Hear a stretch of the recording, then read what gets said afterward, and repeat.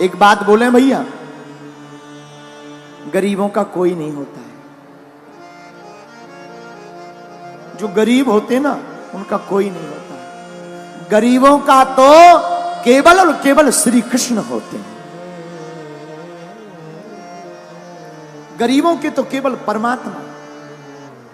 मंच पर चढ़ने भी उन्हीं को मिलता है जो अमीर होते हैं। आरती में नाम भी उन्हीं का बोला जाता है जो तो या तो नेता हो या फिर अमीर हो। सच बता रहे हैं। हाँ, गरीबों का कोई नहीं होता। और दोस्ती भी अमीरों की ही अमीरों से होती है। गरीबों के कोई दोस्त भी नहीं होता। रिश्तेदार भी उसी के घर आते जो अमीर हो। मेरे माई बाप, हम भारत के लोगों से आज कथा का अंतिम दिन है और इस कथा के माध्यम से प्रार्थना करेंगे, ग्रेटर नोएडा के पागलों, तुम अमीरों का साथ देना या ना देना, पर एक बार उनके साथ जरूर खड़े हो जाना जिनका कोई ना हो।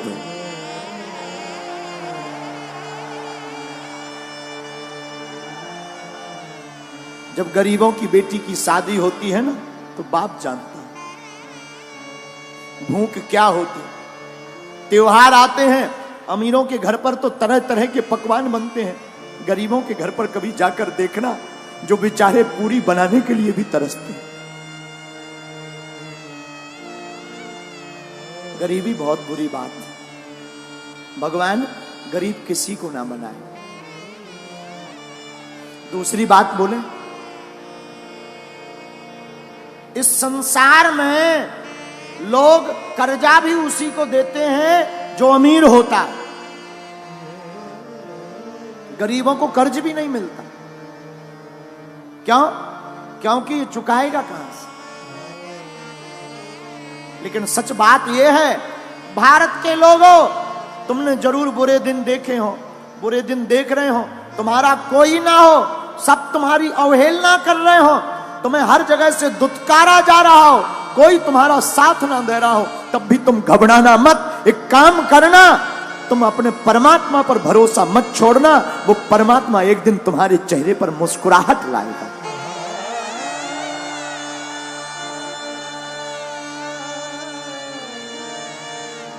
लाए।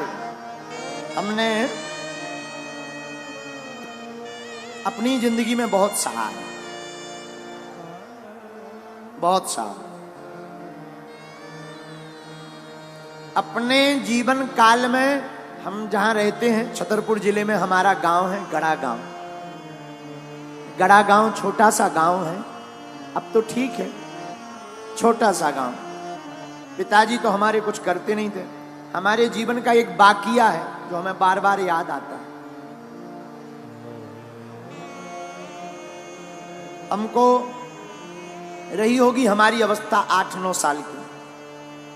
हमने अपनी माताजी से कहा, माताजी स्थिति तो बड़ी बेकार है। भिक्षा मांग करके हम गांव में जाते थे, भिक्षा मांग कर लाते थे, उसी से भोजन बनता था। कई बार तो चावल की रोटी खाकर दिन गुजारे। हम अपनी सत्य घटना बता रहे। एक कपड़ा पहन करके हमने सवा महीना निकाला।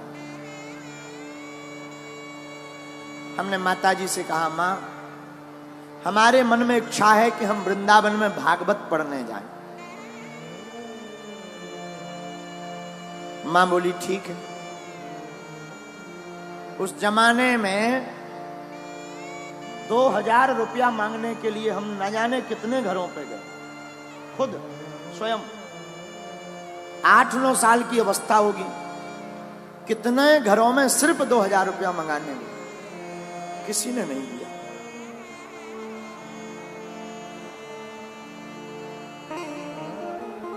आज भी वो दिन याद आ जाते हैं। बन जाते हैं लाखों रिश्ते, जब पैसा पास होता है टूट जाता वो रिश्ता गरीबी में जो सबसे खास होता है।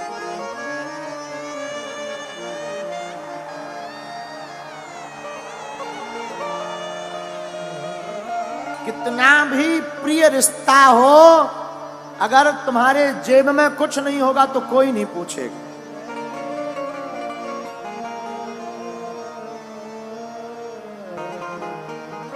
लोग तभी पूछते हैं जब तुम्हारे पास कुछ हो गए। हम भारत के लोगों से प्रार्थना करेंगे, अमीरों की बेटियों की शादी में तो लाखों के गिफ्ट लेकर तुम जाते हो, कभी मौका मिले तो उस गरीब मजदूर की बेटी की शादी में भी पहुंच जाना जिनके घर पर कोई नहीं जाता।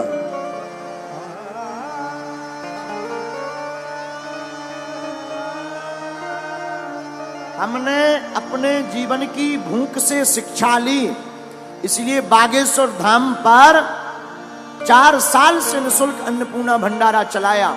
लोग हमारे पास आए, बोले भीड़ बहुत आती है, दान बहुत आता है। हमने कहा इस दान का प्रयोग हम अपनी जिंदगी में नहीं करेंगे। इस दान से जो हमने अपनी बहन के लिए विवाह में दिक्कतें सही हैं, भारत का कोई भाई वो दिक्कत ना सहे, हर साल अब हम गरीब बेटियों का विवाह करवाएंगे।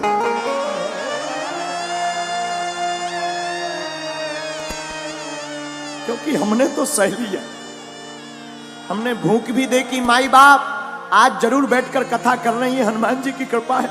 हमने वो दिन भी देखे जब हमारे पिताजी का नाम लोग कार्डों में नहीं लिखवाते थे।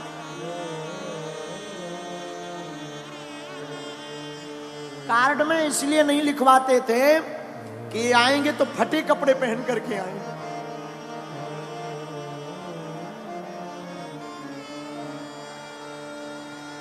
फटे कपड़े पहनकर आएंगे तो बेइज्जती हो जाएगी।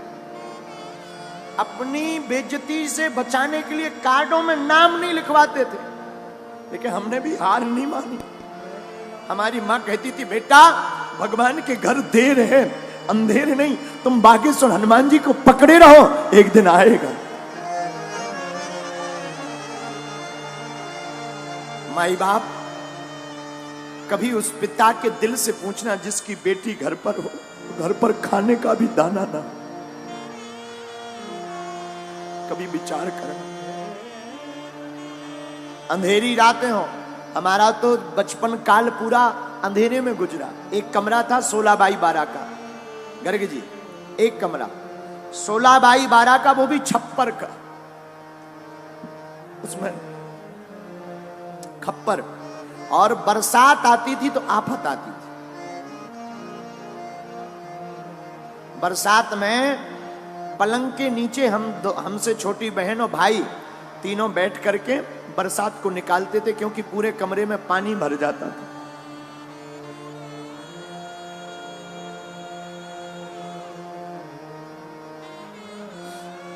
माई बाप भगवान गरीबी किसी को ना दे, गरीबी बहुत बुरी है। इससे बड़ा अभिशाप कुछ नहीं है। कोई नहीं पूछता, न मंचों पर आने देते, न आगे होने देते, दुत्कारते अलग से हैं, रिश्तेदार पूछते नहीं हैं। इसलिए माई बाप ईश्वर गरीबी किसी को ना दे। पर हम तुमसे प्रार्थना करेंगे कि तुम्हारे गांव में परिवार में ऐसा कोई हो तो हमारी प्रार्थना है किसी का तुम साथ देना या मत देना। इस बार हमने प्रण लिया 8 मार्च 2024 को जो बेटियों का विवाह होगा, ऐसी बेटियां जिनके माँ बाप है नहीं, एकदम पिछड़ी हुई, उन बेटियों को एक एक मोटरसाइकिल देंगे। साधु हम तुमसे भारत में दान लेने नहीं आए हैं, हम धन कमाने नहीं आए। भारत के लोगों हम तुम्हारे दिल में हनुमान जगाने आए हैं।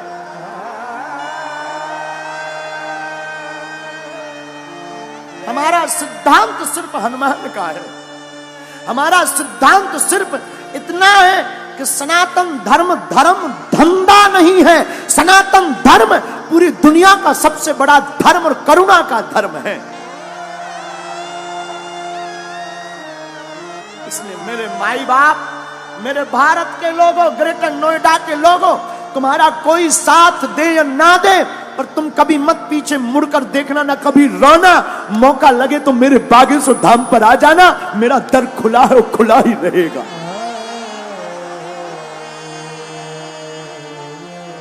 कभी मत पीछे मुड़ना, चिंता मत करना। तुम जो बीत गया सो बीत गया। हमने भी सहा, बहुत सहा, अभी अभी तक सहा। अभी भी कई बार ऐसी परिस्थितियां बन जाती, दान तो हम मांगते नहीं, कई बार परिस्थिति बन जाती है कि लोन लेना पड़ता। लेकिन एक बात बोले, हमारी माँ ने और हमारे गुरु ने हमें एक चीज सिखाई, उसका भरोसा मत छोड़ना।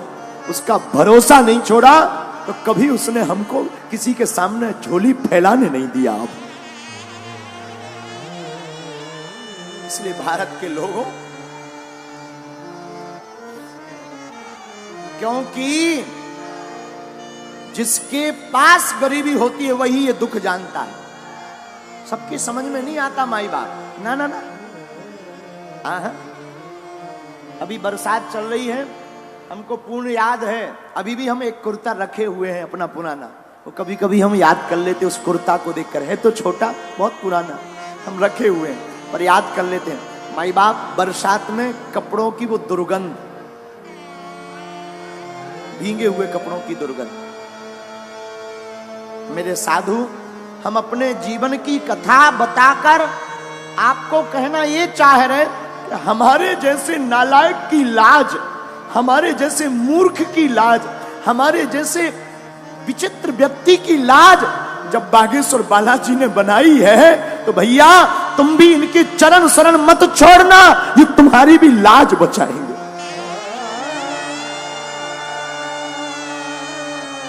हम ना तो पढ़े लिखे हैं,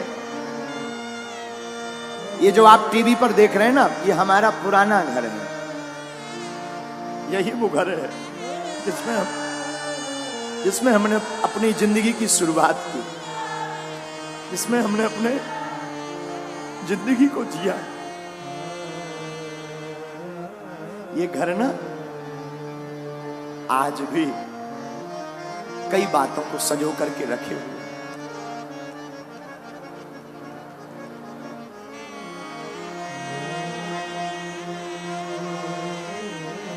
साधु, गरीब का सिर्फ और सिर्फ परमात्मा होता है, केवल राम जी होता, कोई नहीं पूछता। मुझे कौन पूछता था, तेरी बंदगी से पहले मैं खुद को ढूंढता था इस जिंदगी से।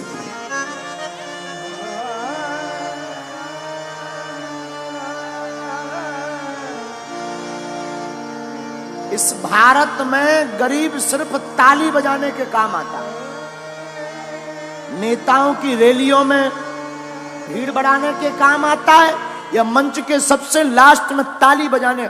हमारा तो बस नहीं चलता, हमारी तो मजबूरी है।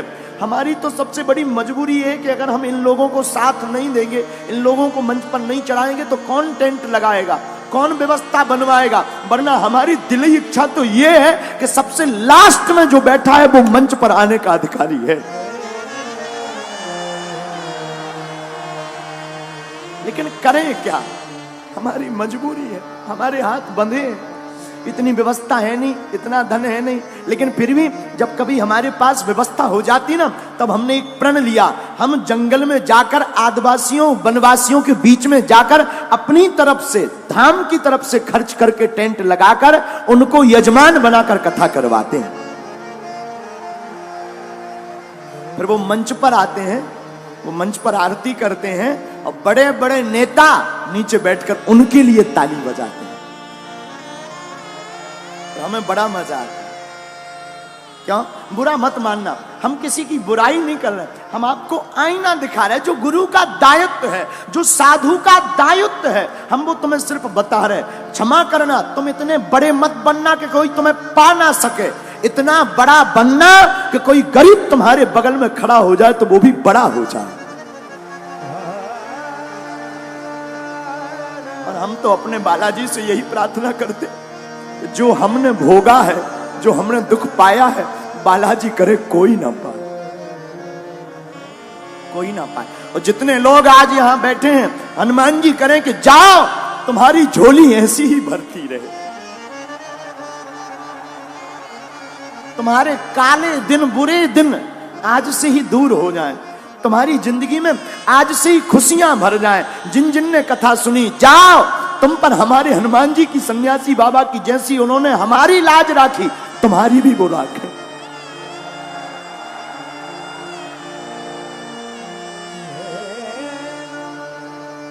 माई बाप। सुदामा के जीवन में भी यही हाल। सुदामा जी 5 घरों पर भिक्षा मांगने जाते, छोटे छोटे बच्चे भूख के मारे पतले हो गए। 4 बच्चे।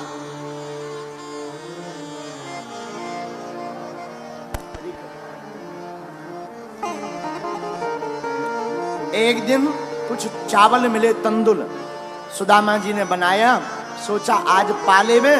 तब तक दरवाजे पर आवाज आई, सीताराम।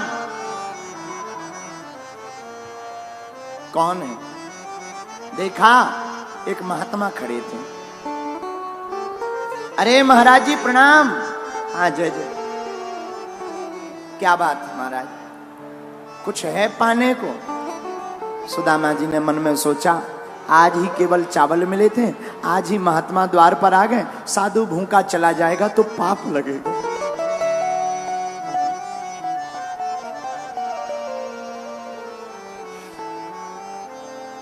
साधु भूखा जाएगा तो पाप लगेगा। आओ भगवान।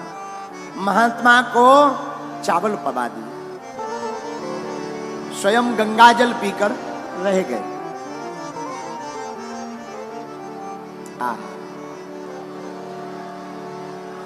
उन महात्मा ने सुदामा की पत्नी सुशीला को बताया, क्या तुम्हें पता है तुम्हारे पति के मित्र द्वारकाधीश हैं?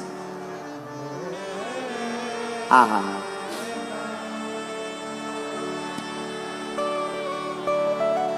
पत्नी ने कहा, हे नाथ, हमने सुना आपकी मित्र द्वारकाधीश हैं।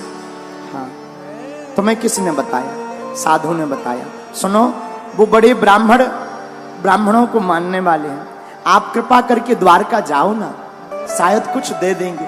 कुछ दे देंगे तो कम से कम बच्चे भूखे तो नहीं रहेंगे। बच्चों को क्या मुंह दिखाएं?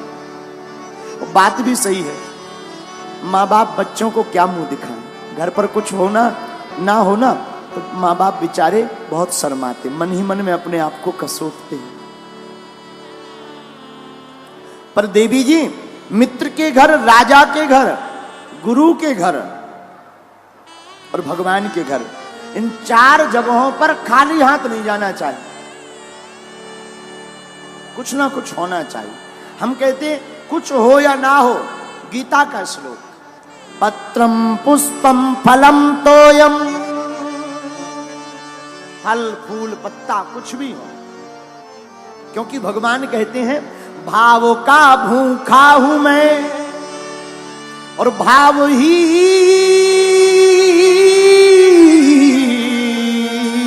एक सार है। भाव से जो मुझको भजे, सुभव से बेड़ा पार। भाव बिन कुछ भी दे तो मैं कभी लेता नहीं, भाव पूरत तेरी ही करती मुझे लाचार है।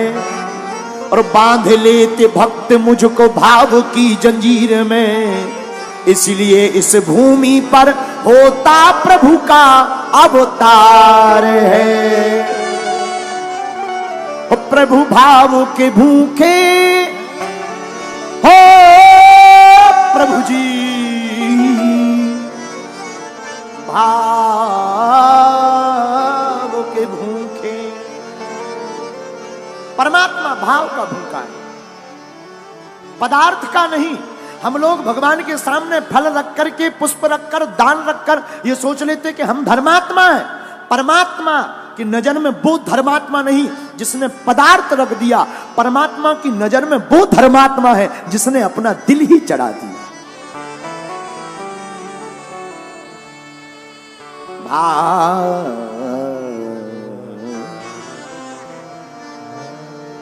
भाव के भूखे प्रभु जी हमारे, भाव के भूखे प्रभु जी हमारे।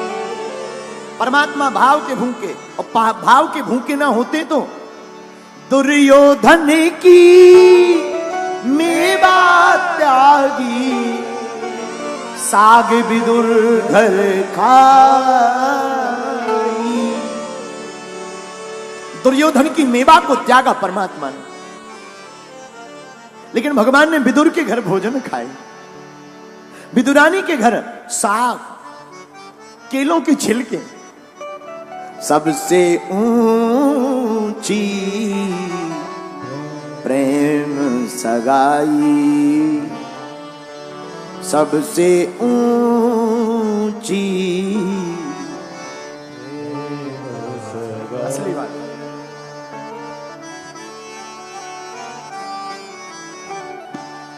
कौन कौन भगवान को भाव से पाना चाहता है?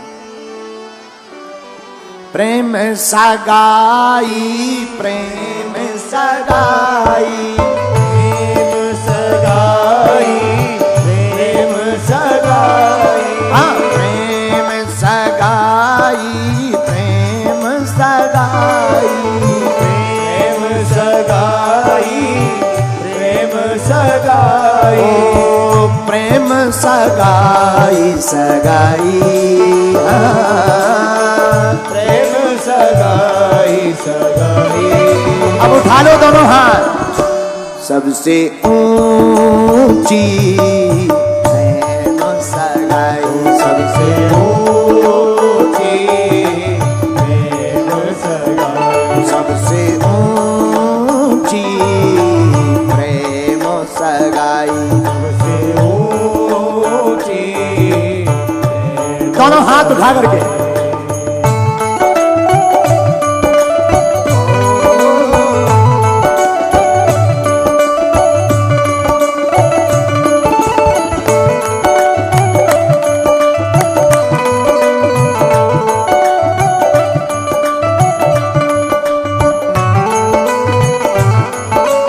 बांके बिहारी लाल की।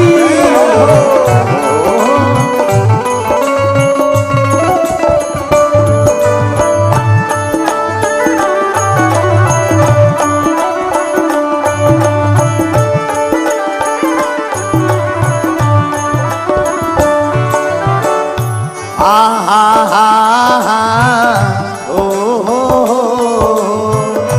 दुर्योधन की मेवा त्यागी, दुर्योधन गाइए मेवा त्यागी, दुर्योधन की मेवा त्यागी, दुर्योधन की मेवा त्यागी, मेवा त्यागी, हाँ जी मेवा त्यागी, मेवा त्यागी, हाँ जी मेवा त्यागी। और किया क्या हमारे ठाकुर जी ने? किया क्या? साग विदुर घर खाई, ओ साग विदुर घर खाई, सबसे ऊंची प्रेम सगाई, सबसे ऊंची प्रेम सगाई, सबसे ऊंची प्रेम सगाई, सबसे ऊंची प्रेम सगाई। देखो ताली नहीं बजाओगे ना तो तुम्हें पड़ोसी बेकार मिलेगा। उठा लो दोनों हाथ।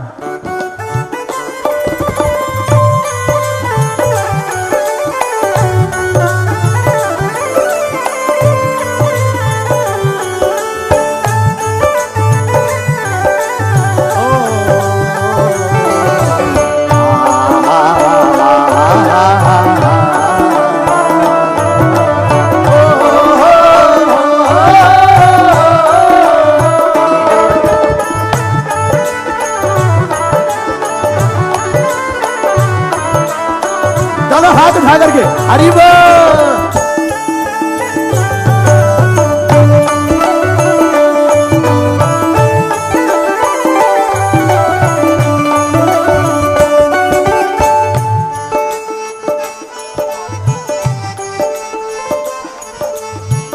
प्रेम के बस अर्जुन रथ हाक्यो, प्रेम के बस अर्जुन रथ हाक्यो, अर्जुन रथ हाक्यो, अर्जुन रथ हाक्यो, अर्जुन रथ हाक्यो,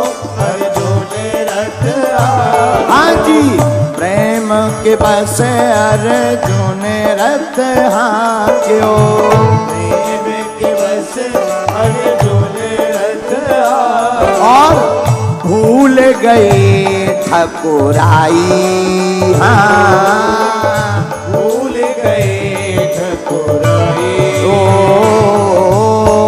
भूल गए ठकुराई, हाँ भूल गए ठकुराई।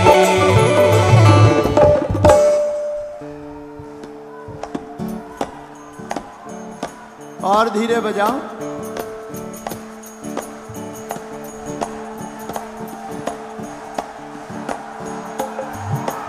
राधा राधा राधा राधा राधा,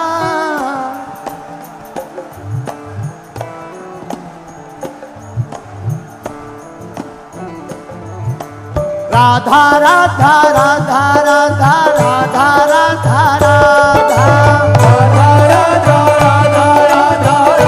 राधा राधा, श्यामा श्यामा श्यामा श्यामा श्यामा श्यामा श्यामा,